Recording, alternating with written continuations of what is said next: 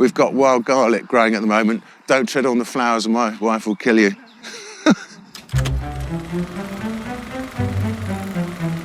This is the old threshing barn where they used to process wheat. We use it now for recording drums and guitars. So you've got keyboards, vocals, bass, drums, guitar. That's all you need for music. And out here you got the cherries. This is the good stuff.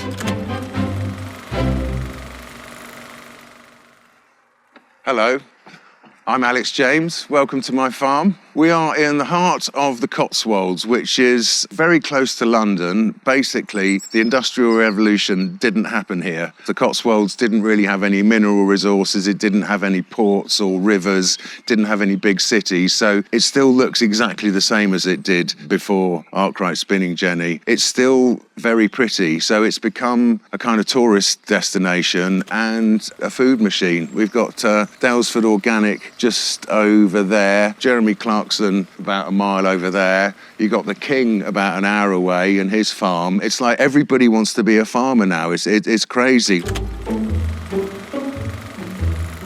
My wife and I bought this farm on our honeymoon and we've been making mistakes and arguing ever since. We fell in love here in the Cotswolds and wanted to live here. And I've never wanted to leave since, actually. So I stopped being in a band and stayed here, concentrating on crazy food projects. And actually, there's been a kind of revolution in British food over the past 30, 40 years. Marco Pierre White became the first British chef to win 3 Michelin stars in the 1990s. He was the kind of first world-famous chef that Britain produced. And then Jamie Oliver made brilliant television programmes, which just really engaged the British people with food. We were a nation that lost our food culture in the Second World War. We ran out of food. So cooking skills weren't passed down from generation to generation because there was no food to cook. Recipes were lost. Suddenly, because of some great personalities, people were suddenly beginning to rediscover. So in a very short space of time, the whole of Britain became a nation of foodies. It wasn't until a cheesemaker was looking for somewhere to make cheese that I realised that was what I had to do. It was like, yes! We've been living here for like 2 years at this point, just going, you know, what are we actually going to do? And I've always really, really loved cheese.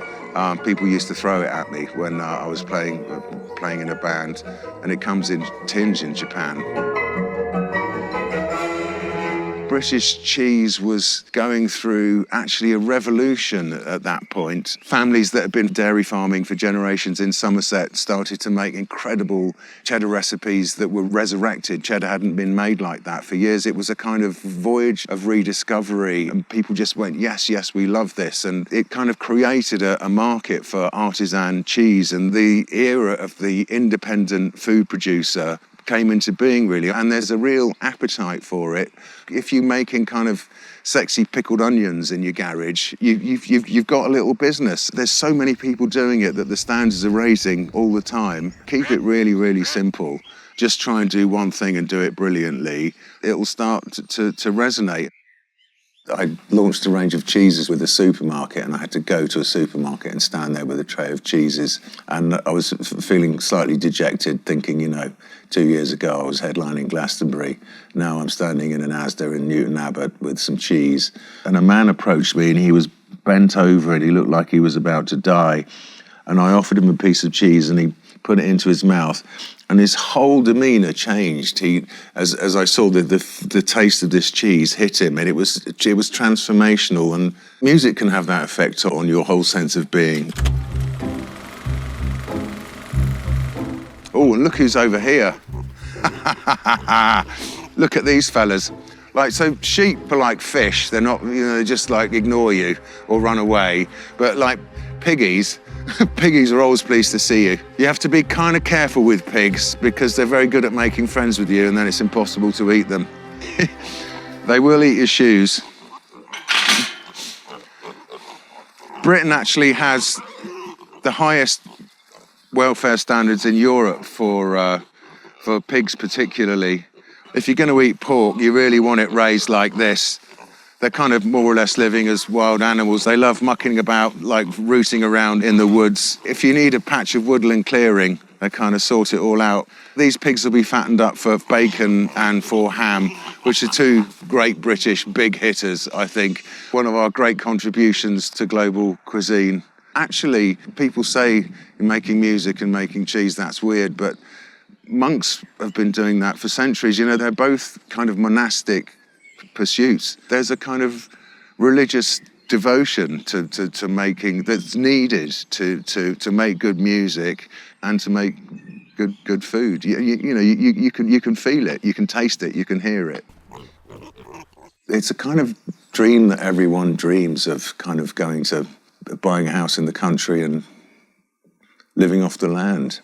When Claire and I bought the farm, I thought it was an incredibly reckless and romantic leap. But I've since realised it's just the next cliche in the book of rock cliches. It's actually quite hard to think of any musician who doesn't live on a farm. I think you either die or end up living on a farm.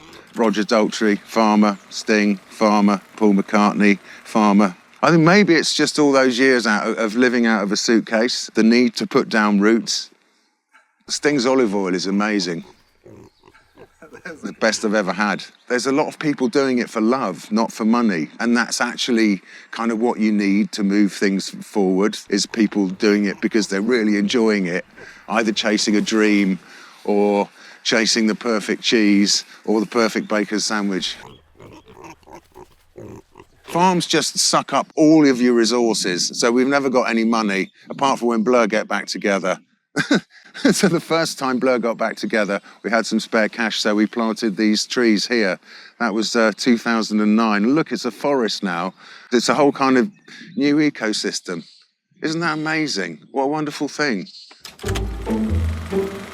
There was a great British cheese explosion where we went from having one kind of cheese in the Second World War to over 1,000 by the year 2020. 1,000 different kinds of cheese. English winemaking's been on an even more incredible journey. In 1990, there were no English wines commercially available at all. Winemaking was purely the preserve of hobbyists and amateurs. We were able to kind of import the expertise of winemaking and of viticulture, and it kind of really snowballed. In a very, very short space of time, English wine has gone from nothing to literally English sparkling wines are up there with the best in the world. I wrote a book about being in band. That's the first thing I did when I got here, was write a book about being in Blur. As part of the marketing for selling the book, I boasted that I spent £1 million on champagne. I kind of made it up, but it's almost true. I thought I was wasting that money. Turns out I was just doing research, did a lot of champagne research, know a lot about sparkling wine. What makes Britain special is that we have thousands of miles of ancient hedgerows. These hedges have been here since the 1780s, the Enclosures Act. Nothing's changed for hundreds of years. Tiny fields. When it's done on a small scale, it's done with love. My dad was a piano player. He had passed away during lockdown, but he had advanced dementia, but he was still playing the piano, even when he didn't know what my name was. And my granddad was a chef. So it's kind of, you know, I don't think you can kind of escape.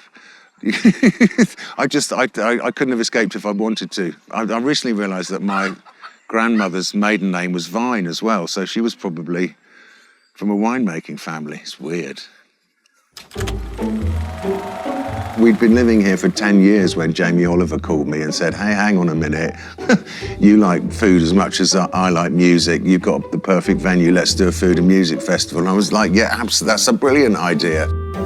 We're in the garden on the farm. I'm with Flavour Dave, who's head of all culinary experimentation here on the farm. And we are looking at a Feastival classic. This is something that we serve at Feastival every year, Dave, right? We've got the 90-day salt-aged Hannon sirloin.